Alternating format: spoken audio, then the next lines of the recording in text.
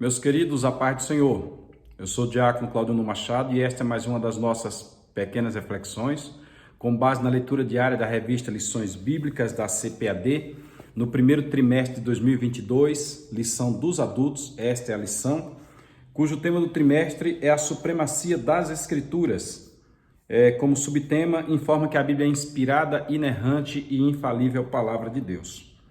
A próxima lição será a lição de número 8, programada para amanhã, dia 20 de fevereiro de 2022. Só um pequeno comentário, o ano está se indo. Nós já estamos terminando o segundo mês do ano. De 12, 2 já foram. Então, é interessante a gente atuar no reino rápido, porque certamente nós teremos também uma colheita perante o nosso Senhor, teremos uma recompensa.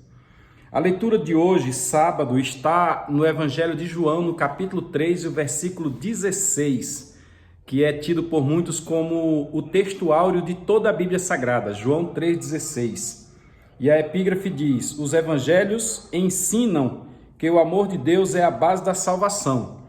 A lição de número 8, ela tem como título: a lei e os evangelhos revelam Jesus.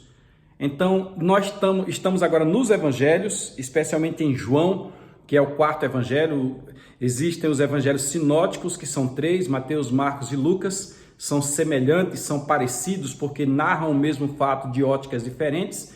E nós temos o evangelho de João, que é um evangelho puramente teológico. João já explica, já traz o ponto em si, trazendo a sua explicação junto.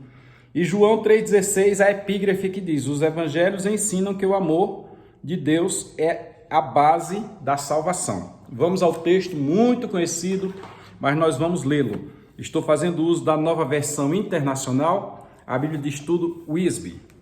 Diz assim o versículo 16. Porquê, é um porquê junto, é um porquê de explicação. Deus tanto amou o mundo que deu o seu Filho unigênito. Em outra tradução, na Almeida Revista Corrigida, diz: porque Deus amou o mundo de tal maneira, é um grau superlativo, é um espanto, de tal maneira, ou seja, ninguém faria algo semelhante, porque eu não teria coragem de entregar o meu filho a ninguém, eu não teria. Mas Deus amou tanto o mundo, conforme a nova versão internacional, que deu o seu Filho unigênito. E deu para quê? Por que Deus deu? Para que Deus deu? Qual era o fim? Aí diz: para que todo aquele que nele, no seu Filho, crer, não pereça, mas tenha a vida eterna. Então nós temos aqui algumas informações que nos saltam aos olhos. A primeiríssima informação é que Deus foi quem deu. Deus doou, Deus presenteou. Deus disse: aqui está. O que vocês têm de precioso? Alguém poderia responder: eu tenho um cordeiro, eu tenho um carneiro, eu tenho um bode, eu tenho um boi, eu tenho 2 rolinhas, eu tenho uma pomba, eu tenho alimentos. Pronto. É isso que vocês têm? Alguém poderia dizer: eu tenho ouro, eu tenho prata, eu tenho bronze, eu tenho propriedades. E o Senhor, o que tem? Aí Deus disse: nada disso aí, pois tudo é meu. Eu estou parafraseando, viu, irmãos? É precioso. O que eu tenho de precioso é o meu Filho, parte da Trindade, Jesus. Então eu o darei, olha que interessante, eu o darei em sacrifício. Por amor a vocês, eu o darei em sacrifício. Aí o texto diz, repetindo o texto nesta versão: porque Deus tanto amou o mundo, de uma forma geral, a mim, a você, aos gentios, aos judeus, aos citas, aos bárbaros, a todos, aos romanos. Deus amou de tal maneira que deu o seu Filho unigênito. Quer dizer, não é primogênito, é unigênito, é único. E ele deu para que quem nele crer. Aí nós temos uma segunda informação, que é a informação da voluntariedade, do livre-arbítrio. Você não é obrigado a crer. Você não é obrigado a crer. Mas, se você crer, quem nele crê, não perecerá, para que todo aquele que nele crê não pereça. Perecer em que circunstância? Perecer no sentido espiritual, que vem logo após a vírgula aqui. Perecer na eternidade. Porque existe uma ideia por aí de que Deus é bom, e sendo Deus bom, Ele não vai matar os seus, ele não vai punir os seus filhos, assim dizendo. Existe uma outra ideia que no final tudo vai acabar. Quem já morreu, morreu, não tem mais consciência, e que no final tudo vai acabar. No entanto, a Bíblia não ensina isso. A Bíblia fala de uma eternidade. O período que nós estamos aqui é um período curto. Nos últimos anos agora eu vi a morte de muitos irmãos queridos, de muitos amigos. Ainda agora há poucos dias eu fiquei abalado com a morte de um grande amigo em Cristópolis, o Valderson, grande obreiro do Senhor. Esta semana morreu um personagem aí da cidade.